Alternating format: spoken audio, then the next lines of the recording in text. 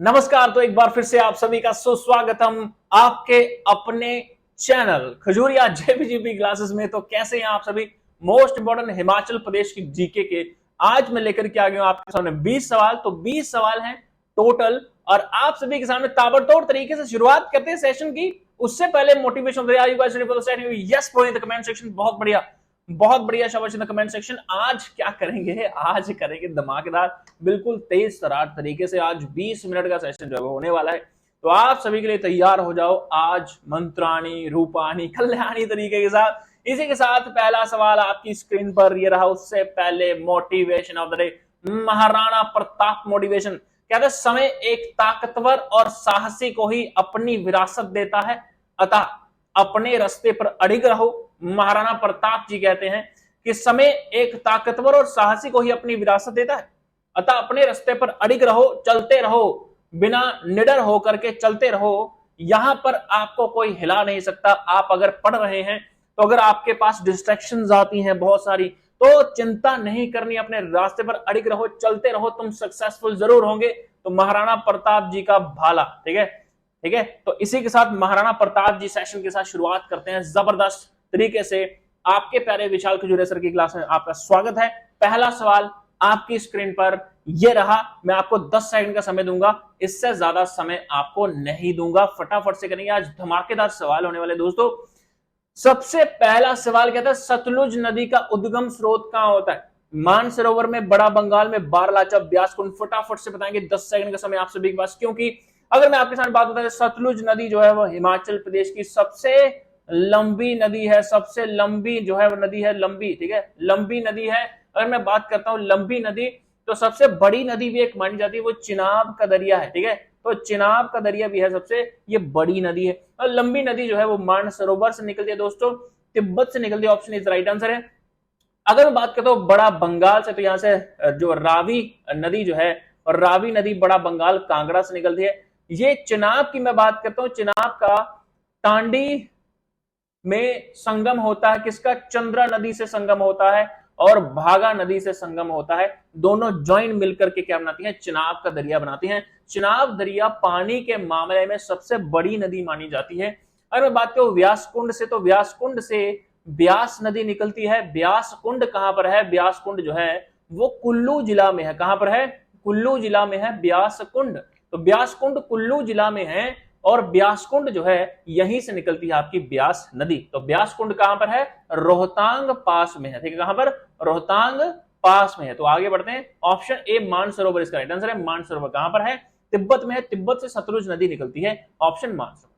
हिमाचल प्रदेश किस नदी को कलिंदी कहा जाता है? ठीक है, तो सतलुज, यमुना, चिनाब या रावी। फटाफट से बताएंगे, 10 सेकंड का समय आपके पास। हिमाचल प्रदेश के किस नदी को कलिंदी कहा जाता है? सतलुज, यमुना, चिनाब, रावी। तो इसका राइट आंसर क्या होगा? ठीक है, इसका राइट आंसर होगा सतलुज, यमुना, चिनाब या रावी।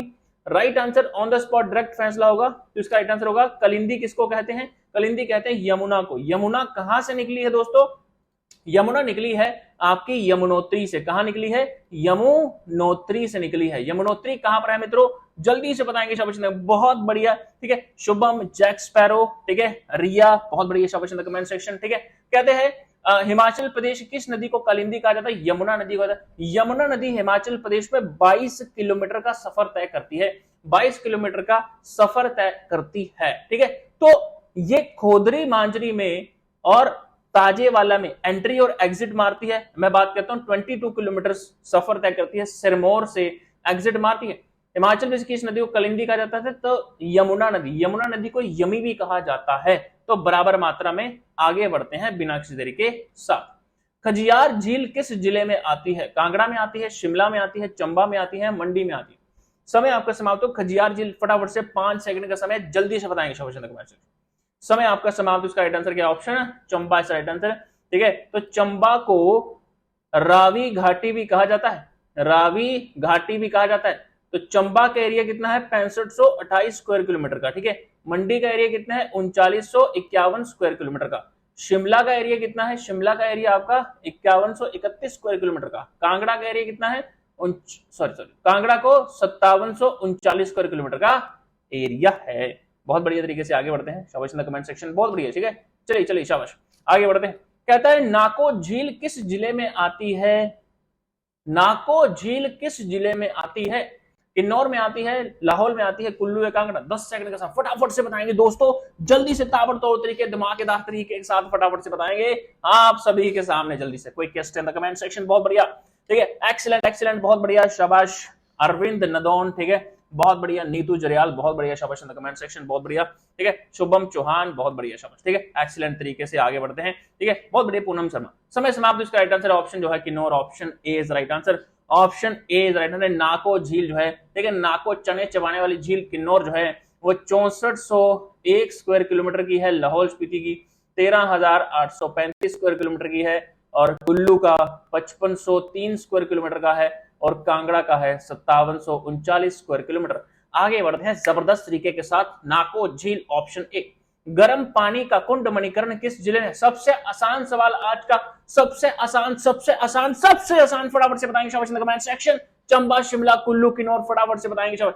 गर्म पानी का कुंड मणिकर्ण, ठीक है, तो मणिकर्ण में जो 1517 ईस्वी में गुरु नानक देव जी आए थे, कुल्लू इसका राइट आंसर है। कुल्लू का एरिया 5503 स्क्वायर किलोमीटर है, ठीक है। तो गुरु नानक देव जी जो हैं वो अपने नानक शाही साल 48 में, 48 वर्ष की उम्र में जो है वो कुल्लू के मणिकर्ण में आए थे, ठीक है। तो किस अपने साथी शिष्यों के साथ आए थे, उनका नाम भी ज्यादा कमेंट सेक्शन बता दीजिए, ठीक है। तो कुल्लू इसका राइट आंसर। चंबा रियासत की स्थापना किस वर्ष हुई थी? चंबा रियासत की स्थापना, ना कि शहर की, चंबा रियासत की स्थापना किस वर्ष हुई थी? 500 में इसमें 550, 600 या 650? 10 सेकंड का समय आप सभी के पास, फटाफट से बताएंगे। कोई क्वेश्चन कमेंट सेक्शन, जल्दी जल्दी जल्दी, शाबाश। समय आपका समाप्त। इसका राइट आंसर है 550 ईस्वी में, इसका right answer option B is right answer. 550 ईस्वी में चंबा रियासत की स्थापना हुई। महमूद गजनबी ने कांगड़ा किले में लूटपाट कब की? बहुत ही आसान, 1000 ईस्वी में, 1009, 1339, 1365, फटाफट से बताएंगे। 10 सेकंड का समय आप सभी के पास। महमूद गजनबी ने कांगड़ा किले में लूटपाट कब की? 1000 ईस्वी, 1009, 1339, 1365, फटाफट से बताएंगे शाबाश इन द कमेंट सेक्शन, बहुत बढ़िया। तो कांगड़ा किले में महमूद गजनबी ने, ठीक है, कांगड़ा किला किसने बनाया था? सुशर्मा ने बनाया था, सुशर्मा चंद्र ने बनाया था, ठीक है। तो सुशर्मा चंद्र कौन था? जिसने त्रिगर्त राज्य की स्थापना की थी, ठीक है, त्रिगर्त राज्य की स्थापना जो है वो करी थी। तो त्रिगर्त राज्य की स्थापना सुशर्मा वही था जिसने कौरवों की तरफ से युद्ध लड़ा था। तो 1009 ईस्वी is right answer, option B is right answer. Mahmud Ghaznavi ने कांगड़ा किले में लूटपाट 1009 ईस्वी में करी थी। मोहम्मद बिन तुगलक ने कांगड़ा किले पर कब्जा कब किया? मोहम्मद बिन तुगलक ने कांगड़ा किले पर कब्जा कब किया? 1365, 1154, 1337, 1428, फटाफट से बताएंगे जबरदस्त तरीके से कमेंट सेक्शन। मोहम्मद बिन तुगलक ने कांगड़ा किले पर कब्जा किया था। समय आपका समाप्त। इसका राइट आंसर क्या है? इसका राइट आंसर मोहम्मद बिन तुगलक ने कांगड़ा किले पर कब्जा किया। तो समय समाप्त हुआ 1337 ईस्वी में, इसका राइट आंसर है 1337 ईस्वी इसका राइट आंसर, ऑप्शन सी। तो मोहम्मद बिन तुगलक ने कांगड़ा किले पर कब्जा 1337 ईस्वी में किया था, ऑप्शन सी। चंबा शहर को 10वीं शताब्दी में किसने बनवाया था? बहुत बढ़िया सवाल। चंबा शहर को 10वीं शताब्दी में किसने बनवाया था? ठीक है, मेरू वर्मन ने, आदित्य वर्मन ने, साहिल वर्मन ने, लक्ष्मी वर्मन ने। आपके पास मात्र 6 सेकंड का समय है, खत्म होते हुए 6 सेकंड, 3 सेकंड तो बातें करने में हो गए। चंबा शहर को 10वीं शताब्दी में किसने बसाया था? बहुत बढ़िया, शाबाश। कमेंट सेक्शन ताबड़तोड़ सवाल चलते हुए देखिए, सेशन को देखो देखो तो एक बात लाइक तो कर दो यार, ठीक है। जितने बच्चे तुम लाइव हो ना, इतने लाइक कर दो, ऐसे बात नहीं बनेगी यार। बहुत बढ़िया, ऐसे मजा नहीं आएगा यार तुम लोगों को, जल्दी से लाइक करो। चंबा शहर को 10वीं शताब्दी में किसने बसाया था? समय आपका समाप्त। इसका राइट आंसर है ऑप्शन जो है साहिल वर्मन, इसका राइट आंसर है साहिल वर्मन ने बसाया था। तो कितनी सदी में बसाया था भाई? 10वीं शताब्दी में, ठीक है। तो कब, किन किन साल में? ठीक है, 920 में बसाया था, 930 में बसाया था, 1000 में बसाया था, 800 ईस्वी में बताया था, कब बसा? फटाफट से बता देंगे कमेंट सेक्शन में बहुत बढ़िया तरीके के साथ। एक्सीलेंट। दुनिया का सर्वाधिक ऊंचाई पर स्थित क्रिकेट का मैदान कहां पर है? चायल में है, कसोली में है, कंडा घाट में है, कैथली घाट में है? जल्दी से बताएंगे, 10 सेकंड का समय आपके पास, बिना किसी देरी के साथ फटाफट से बताएंगे शाबाश कमेंट सेक्शन। बहुत बढ़िया, भयंकर रूपानी मंत्रानी तरीके के साथ, excellent in the comment section, बहुत बढ़िया, ठीक है। चलिए तो आगे बढ़ते हैं, समय समाप्त हुआ। चायल चायल क्रिकेट स्टेडियम था, ठीक है, सर्वाधिक ऊंचाई पर स्थित स्टेडियम्स इन द वर्ल्ड। चलिए आगे बढ़ते हैं। ऑप्शन 8वीं शताब्दी में बने नैना देवी मंदिर में इनके संस्थापक कौन थे? 8वीं शताब्दी में, अगर 8वीं शताब्दी की बात करते हैं, कहता है ये पद्म संभव से भी संबंधित जब बौद्ध धर्म का प्रचार हुआ था। नैना देवी मंदिर के संस्थापकों ने अमीर चंद, वीर चंद, संसार चंद, लक्ष्मी चंद। फटाफट से बताएंगे जबरदस्त तरीके से इन द कमेंट सेक्शन। 8वीं शताब्दी में बने नैना देवी मंदिर के संस्थापक कौन है? समय आपका समाप्त। इसका राइट आंसर है वीर चंद। इसका राइट आंसर। पंडोब बांध हिमाचल प्रदेश में किस नदी पर बना हुआ है? जल्दी से बताएंगे, शाबाश इन द कमेंट सेक्शन। बहुत बढ़िया, जबरदस्त। मंत्राणी, रूपानी, कल्याणी, भयंकरानी, तहलकलानी। शाबाश, जल्दी से बताएंगे। पंडोब बांध हिमाचल प्रदेश में किस नदी पर बना है? ब्यास नदी, चिनाब नदी, रावी नदी, यमुना नदी। 10 सेकंड का समय। पंडोब बांध, पंडोब बांध, तो पंडो जो है वो ब्यास नदी पर बना है। ब्यास नदी ब्यास कुंड से निकलती है, कुल्लू से निकलती है ब्यास नदी, ठीक है। चिनाब नदी टांडी से संगम होके निकलती है। रावी नदी बड़ा बंगाल से निकलती है, कांगड़ा से, हनुमान टिब्बा के पास। यमुना नदी जो है, यमुना नदी जो है वो ये कहां से निकलती है? ये यमुनोत्री से निकलती है, उत्तराखंड से निकलती है, ठीक है। आगे बढ़ते हैं बिना किसी रिक्शा। निम्नलिखित में से किस शासक ने हिमाचल प्रदेश में कटोच राजपूत वंश की स्थापना की? तो कटोच राजपूत वंश, ठीक है, कटोच राजपूत वंश अपने नाम के आगे चंद्रा लगाते थे। क्या लगाते थे? चंद्र, ठीक है, चंद्र लगाते थे। तो हरि प्रसाद शर्मा, राजा जय सिंह, रतन सिंह, छू शर्मा चंद्र। तो छू Sharma Chandra, option D is right answer. D is the right answer, ठीक है। आगे बढ़ते हैं। बराबर मात्रा में सभी के साथ आप सभी का सुस्वागत है।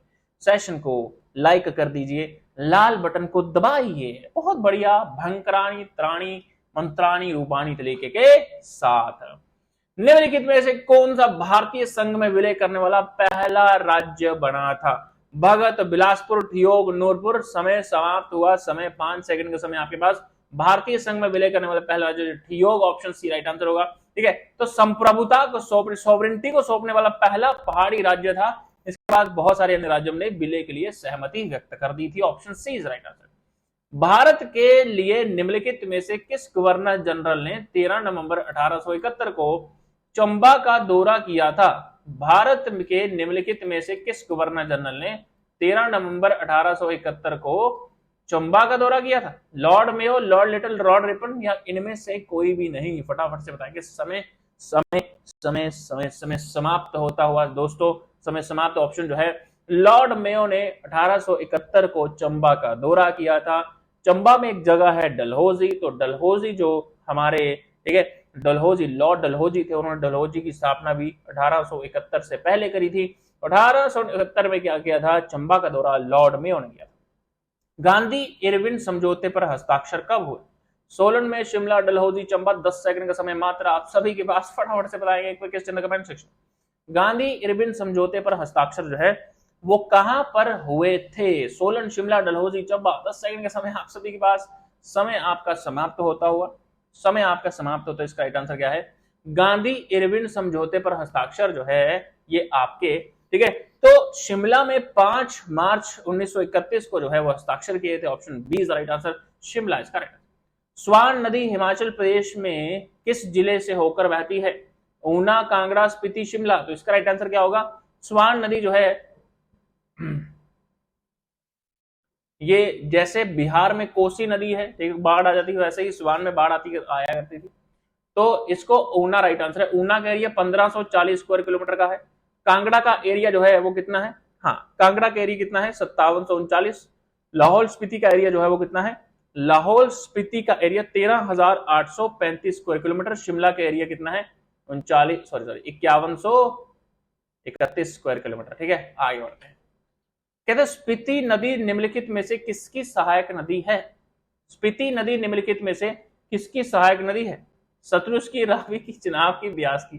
फटाफट से बताएंगे शाबाश कमेंट सेक्शन, ठीक है। समय आपका समाप्त हुआ। स्पीति नदी हिमाचल प्रदेश में किसकी सहायक नदी है? सतलुज, रावी, चिनाब, ब्यास। तो इसका राइट आंसर क्या होगा? इसका आंसर क्या होगा? इसका राइट आंसर है ऑप्शन स्पीति नदी सतलुज की सहायक नदी है। सतलुज में सबसे लंबी नदी। रावी नदी बड़ा बंगाल से निकलती है। सतलुज तिब्बत से निकलती है, मानसरोवर से। रावी बड़ा बंगाल, कांगड़ा से निकलती है। चिनाब जो है हिमाचल की सबसे बड़ी नदी है। ये लंबी है, ये बड़ी है। तो चिनाब टांडी से संगम होता है चंद्रा और भागा का। व्यास, व्यासकुंड, रोहतांग पास। ठीक है, चलिए। रेणुका झील कहां पर स्थित है? नाहन, मंडी, पांवटा साहिब, मैक्लोडगंज। रेणुका झील जो है वो आपकी सिरमौर में, ठीक है, सिरमौर में। हिमाचल प्रदेश का भौगोलिक क्षेत्रफल कितना है? ठीक है, तो समय समाप्त हुआ 55,673। महाराणा रणजीत सिंह ने मंडी पर किस वर्ष आक्रमण किया? इसका आंसर आप बताएंगे नीचे इन कमेंट सेक्शन। तो आप इसका आंसर कमेंट सेक्शन में बताएंगे और आपने बताना है किन्नौर जिले में किए जाने वाले नकाबपोश नृत्य का नाम क्या है? झांझर, छुहारा, छंब या बुराश? इसका राइट आंसर क्या होगा? फटाफट से। महाराजा रणजीत सिंह ने मंडी पर आक्रमण कब किया था? किन्नौर जिले में किए जाने वाले नकाबपोश नृत्य का नाम क्या है? समय समाप्त हो, समय समाप्त हो, समय आपका समाप्त। ऑप्शन जो है इसका राइट आंसर है छंब। तो छंब नृत्य किन्नौर के सभी राक्षसों और मुखौटों के रूप में जो है वो किया जाता है और ये पंजाबी भांगड़ा के समान है। लामा देवी नृत्य के रूप में भी जाना जाता है।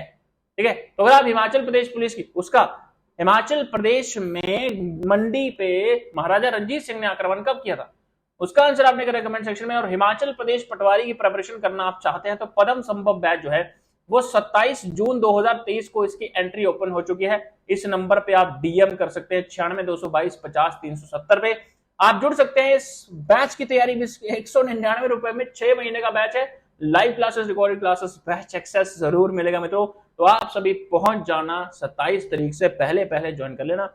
बाद में अगर मैं बताता हूं तो 20 तारीख को इसका प्राइस जो है वो बिल्कुल इंक्रीज होने वाला है और ये पहुंच जाएगा प्राइस इसका 699। तो उससे पहले जो है आप ज्वाइन कर सकते हैं सिर्फ 199 रुपए में। यही आपका गूगल पे नंबर है। तो अगर मैं आपको जाते जाते एक मोटिवेशन देता हूं तो भाई साहब एक समय जो है वो एक ताकतवर और साहसी इंसान को ही अपनी विरासत देता है। अतः अपने रास्ते पर अडिग रहिए, आपका कोई बाल भी बांका नहीं कर सकता। तो thank you so much beautiful people, आप सभी के यहाँ पर आने के लिए बहुत बहुत धन्यवाद था। तो सा ब्यागा भी नहीं आऊंदे ना तो सांझा आऊंदे, ठीक है।